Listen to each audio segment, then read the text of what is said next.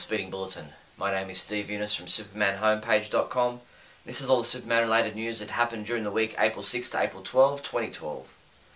In movie news, CleverTV.com caught up with teenage actor Dylan Sprayberry and asked him how he felt about playing a young Clark Kent in the upcoming Man of Steel movie.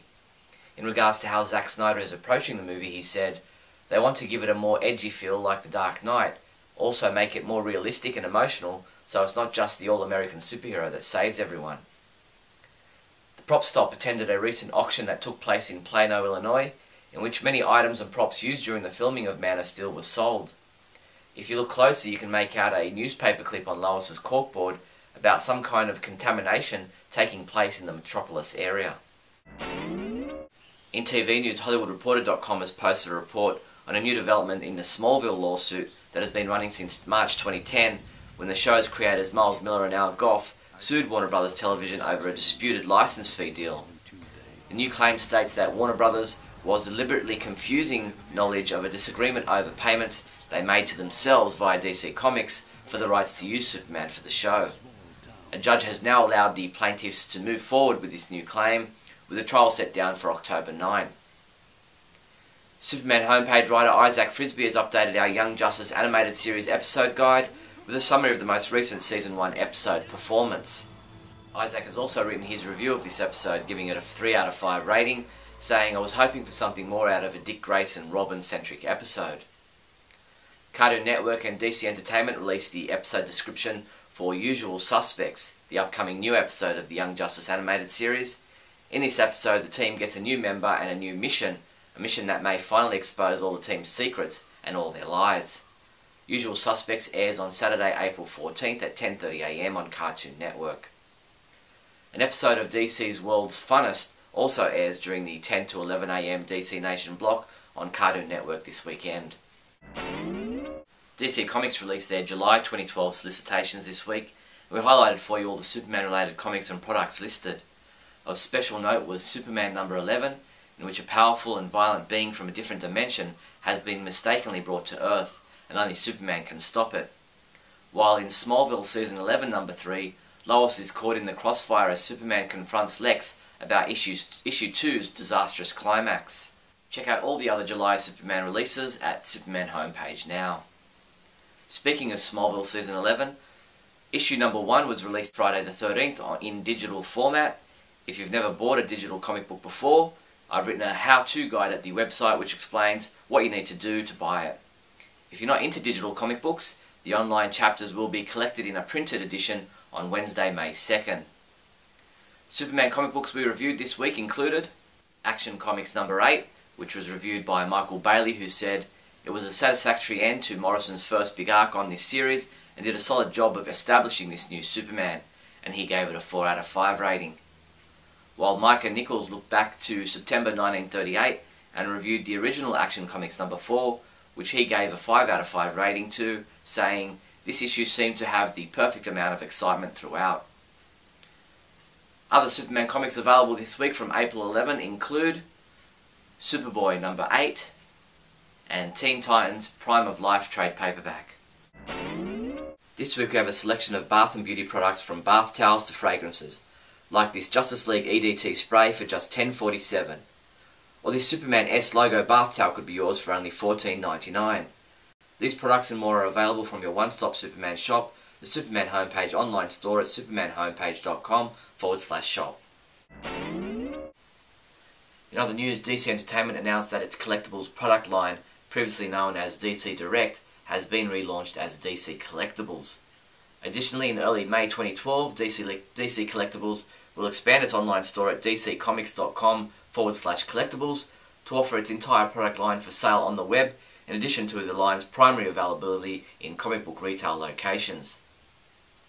Chilingo and Tiger Games released an update to the Superman game for iPhones and iPads. The 18-level game allows players to use Superman's powers of flight, strength, and heat vision in order to earn bronze, silver, or gold medals as they attempt to complete each level. Version 1.1 of the game now includes Superman Challenge Mode, Complete Set Challenges, and Mixius Pitlick's Mayhem, Random Challenges. Download the game from the App Store now.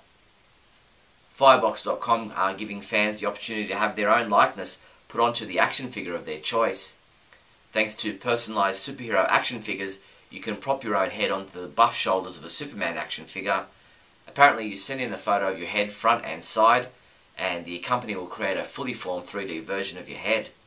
Once you have your head in your possession, you pull the head off an existing Superman action figure, also supplied, and pop on the custom-made head they created for you. To commemorate Superman's 75th anniversary, the Super Friends of Metropolis are leading the charge to get the Man of Steel a much-deserved star on the Hollywood Walk of Fame. In order for Superman's nomination to be accepted by the Walk of Fame committee, a letter of agreement must be submitted by DC Comics. So join Superman fans from all over the world and sign the petition to help get Superman a star on the Hollywood Walk of Fame in 2013. Visit the Superman homepage now to find the link. That's all the Superman news there was for the week, April 6th to April 12th. I'm Steve Younis from SupermanHomepage.com. Great Scott! Great Scott! Great Scott!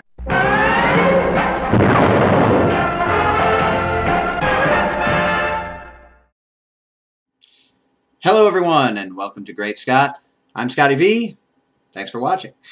Today I want to talk about the Edge. What I mean by this is that a few days ago, I guess Dylan Sprayberry came out in an interview. He's playing young Clark Kent in the upcoming Man of Steel film, and he used the words edgy. And this has been strewn about all over the internet. People have been complaining about darkness and edginess and realism, and why can't it be a fantasy, and it's Superman, and it needs to be bright and cheery. It needs to be square. He should be like Captain America. He should be geeky, but he should be patriotic, and he should do all the right things and say all the right things. I want to try and calm everybody down if I can. I think that edgy simply means...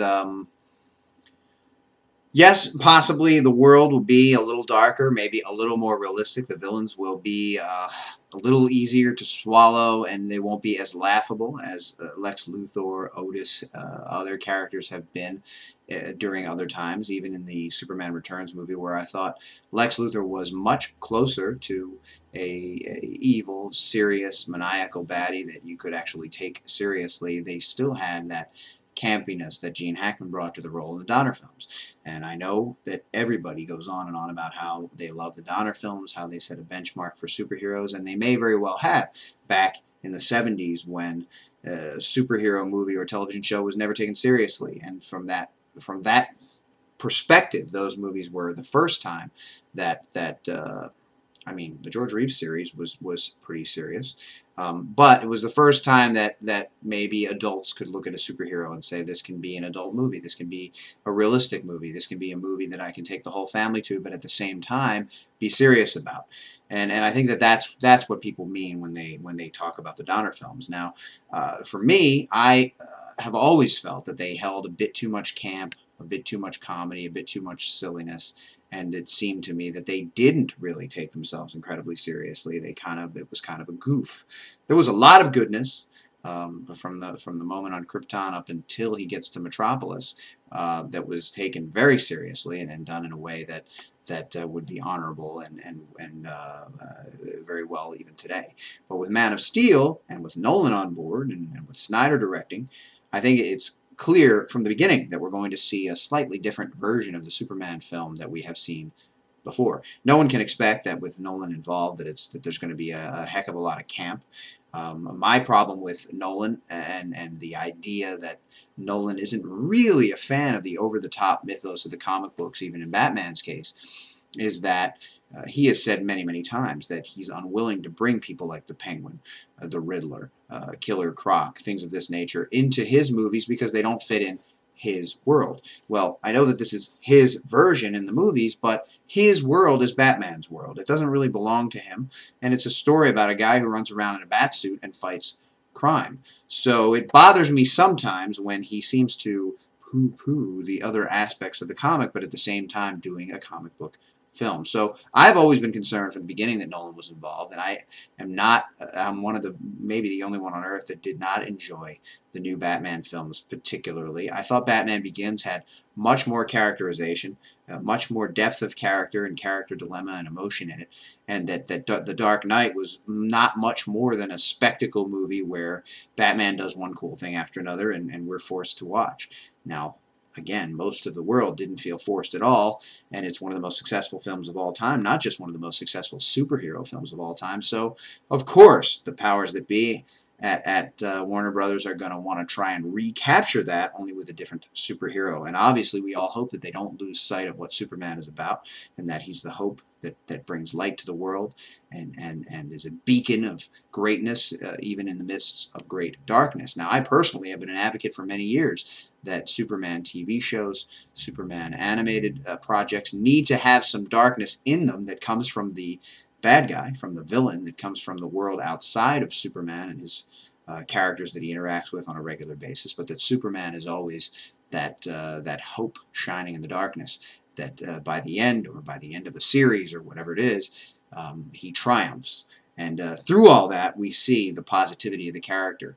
the uplifting morality of the character, and the inspirational qualities that Superman should always have. Now, obviously, we can't know until the movie comes out, but I have hope that Snyder and company are going to bring that, and that we have a good opportunity to see something like that. So let's not get too upset and too afraid of the word edgy. Yes, it can be taken over the top, but I think if we see a real-world type setting, even with fantasy characters in it, it's a much more acceptable film these days, and I think that Donner got some of that done by showing us New York that was called Metropolis, and by having real people, and by having Superman have some issues with real dilemmas. But when Lex Luthor got involved and things got a little over the top, that's when it lost its way, and I don't necessarily expect something like that from Nolan and Snyder and everybody else that's involved. So I think that we're going to see an impressive action spectacle, but at the same time have the opportunity to possibly see emotional complexities from not only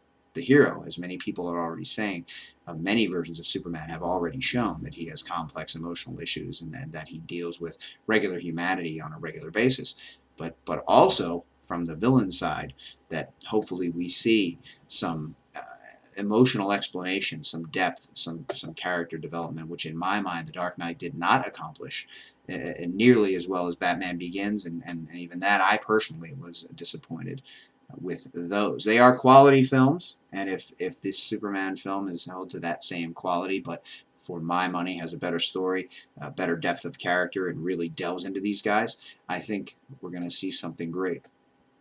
Remember, everybody, always look up in the sky.